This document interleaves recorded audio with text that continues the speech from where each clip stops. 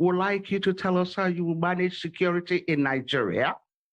And second part of my question, there's loads of kidnapping of women and girls in Nigeria, rape of our young children in Nigeria. Can you tell us, Your Excellency, how this will be managed? And all right, guys, that was just an introduction to the whole video. The video is a little bit lengthy, but I thought I should just give you as an introduction to know exactly what you're about to watch.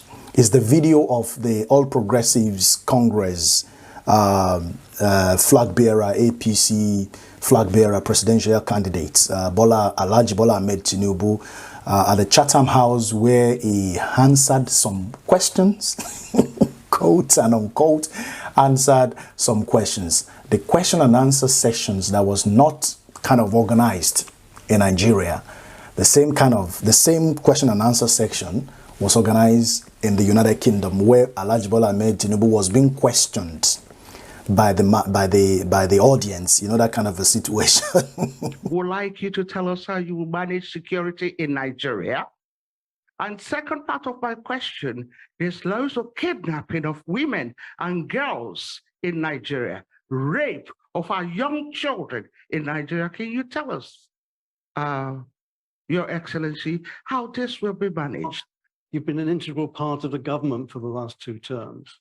Why should people vote for you? Why are you a fit and proper person to be president? Thank you very much.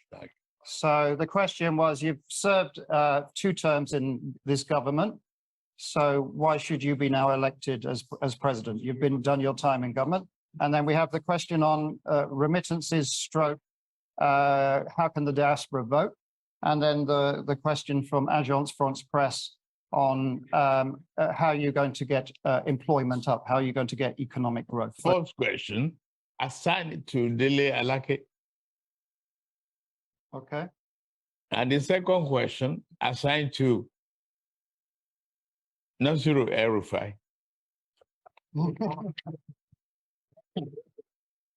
And third question, assign to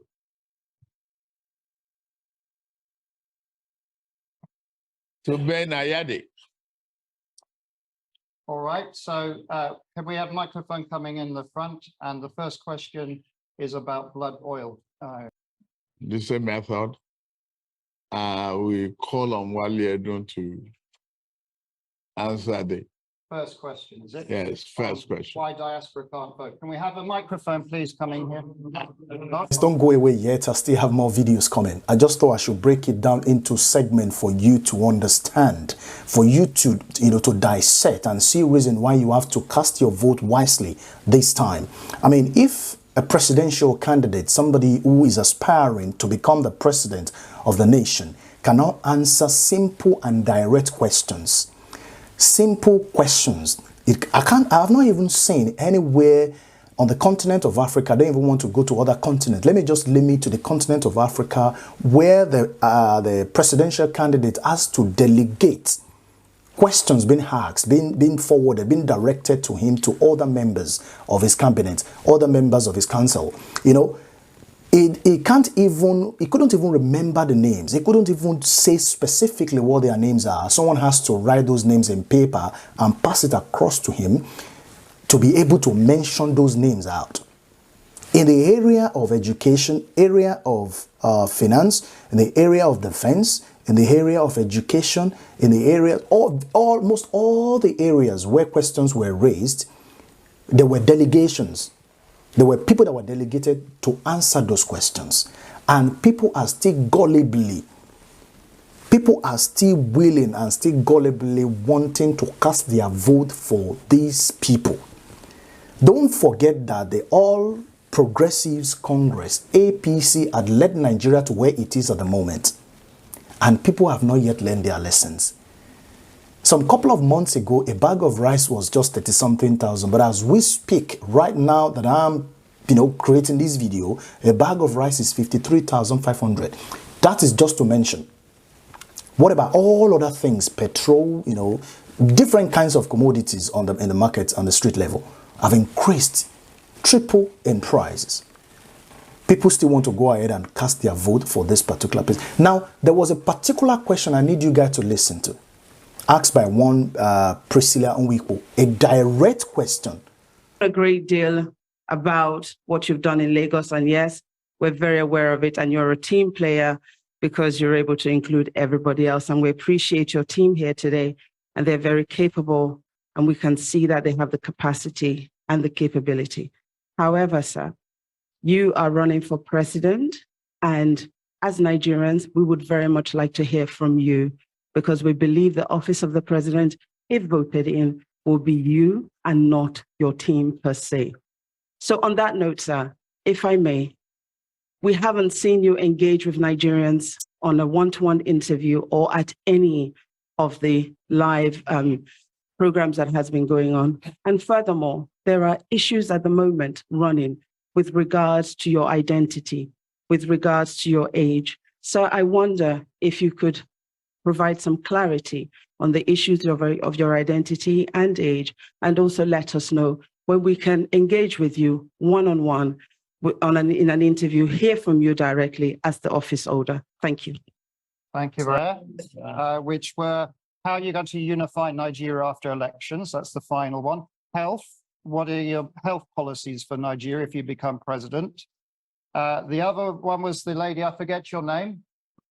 Priscilla asked about, are you going to do one-to-ones? And also there's speculation about a number of issues around yourself. I guess I've read on the internet about health and various things. People are asking questions. And then there was the final question about that the UK-Nigeria defense partnership doesn't seem to have delivered. What would you like to see a bilateral defense arrangement with the United Kingdom? How could it help Nigeria? Those were the questions. Okay, like I would still want to adopt some of the method I did to show the team and the capacity that we have. The woman leader for APC can answer the question on the health, I believe. That personal question, I will leave it to the last contribution. Okay, so Priscilla, get answered last of all. Yeah. Please go ahead. And Go ahead, please, on health. Let's move ahead. and then we'll call on the Speaker of the House of Representatives, Gbajabiamila, to contribute on this, on the second question. Thank you very much for the question. It's inquisitive. But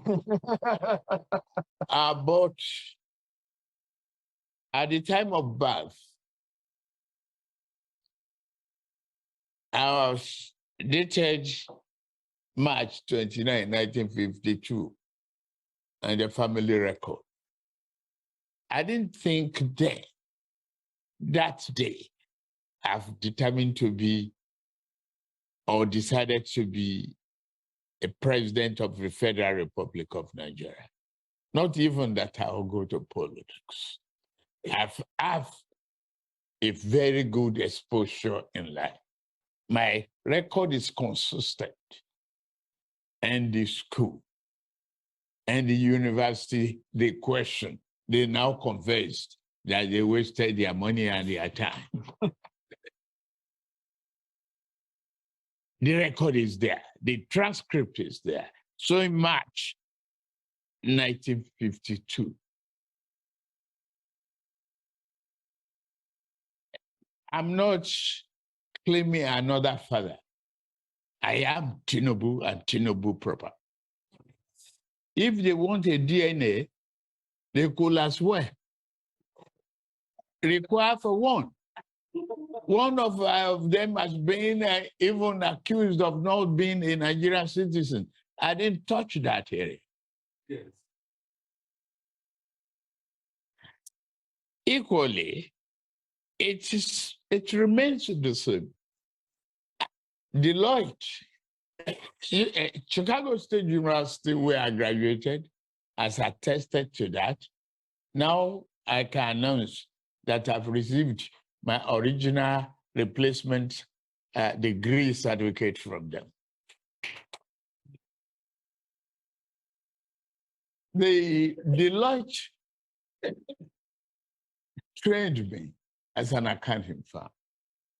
Mobile has attested to my record, a standing record. I got to the pinnacle of my career. And the private sector, who among them can brag about it? Now, yes, you want to wrestle with the pig, you got to live with the dirt. Question, simple and direct question. I mean, ordinarily, I don't need to look at the book. I don't need to look at my birth certificate before I'm able to tell somebody my age, before I'm able to tell somebody my date of birth. I don't need to look at my birth certificate. Except if I've got something hidden somewhere, maybe I've given a wrong date of birth here, I've given a different date of birth here, I've given a different date of birth there, then if being asked somewhere else, I might be looking at which of the dates of births should I give. You could see that when he was about to give that date of birth, he had to look at the book to be able to tell the audience his date of birth, because Priscilla asked about his age and he had to look at the book to be able to do that. Now, Priscilla also said, why would those delegates speak?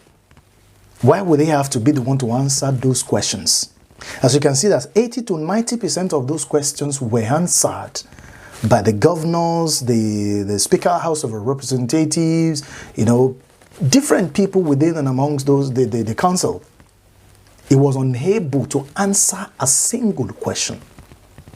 Also, Priscilla was able to ask, why was that particular kind of engagement that took place in Chatham House, why was that kind of thing not embraced in Nigeria?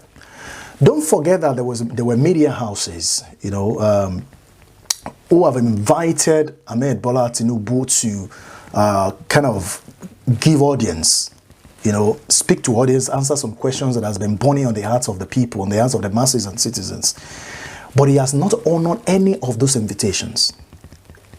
But this kind of engagement was able to take place in Chatham, where people were able to ask. I really do not understand why this kind of, you are going to be the president of Nigeria, not the prime minister of Britain. I don't know if you guys understand what I'm trying to say. You're not going to be the prime minister of the United Kingdom. Why is this kind of engagement, this kind of session taking place in the United Kingdom? Why is it not taking place in Nigeria, a country of birth? A country that you want to govern, why is it not taking place? Do you know why? Because they don't care about you.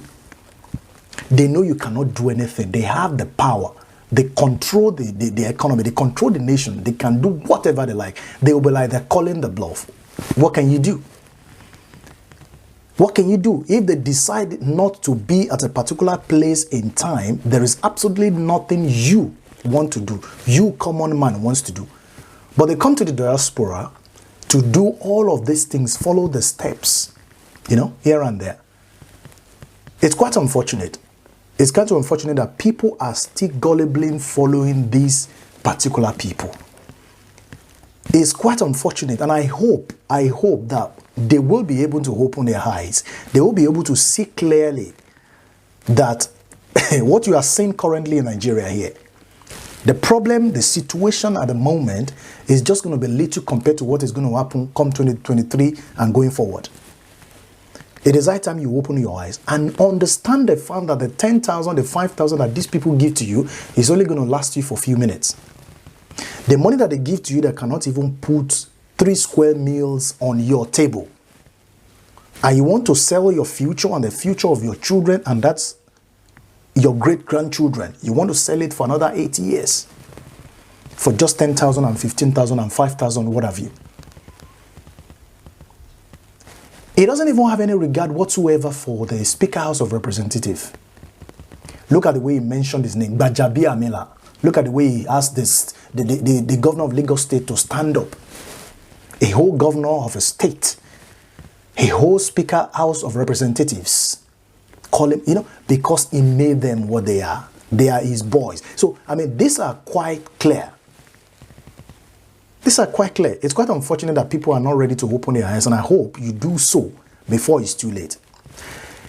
Guys, please help us as much as possible to share this. Let this go viral so this video can be recommended by other viewers. Please click the like and share this particular video. Let 1 or 2 persons see it. If you like this content, we'll try as much as possible to create content of this nature. If this is what you want, go ahead and click on that subscribe button and open every notifications. The reason for that notification bell icon is that you will be notified each time a new clip is dropped. Subscription is free, don't panic. And I'll be seeing you in the next video. Enjoy the rest of your day and bye for now.